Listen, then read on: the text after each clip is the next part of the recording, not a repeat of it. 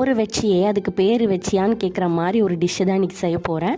பன்னீரை ஸ்வீட்டாக சாப்பிட பிடிக்காததால் எப்போவுமே இந்த மாதிரி ஸ்பைஸியாக செஞ்சு சாப்பிடுவேன். ஆனால் இதுக்கு ஸ்பெசிஃபிக்காக எந்த பேருன்னே எனக்கு தெரியாது.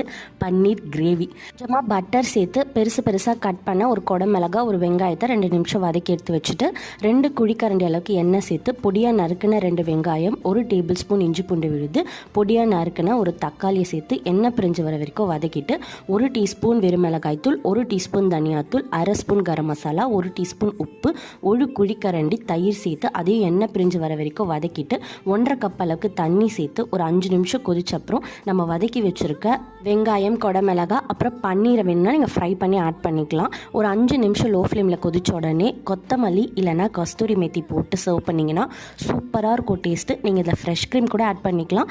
இல்லை கேப்சிகம் பிடிக்காதுன்னா கேப்சிகம் இல்லாமையும் செய்யலாம். எப்படி செஞ்சாலுமே சூப்பராக இருக்கும். ஆனால் மசாலா இதே பேஸ் போட்டு செய்யுங்க.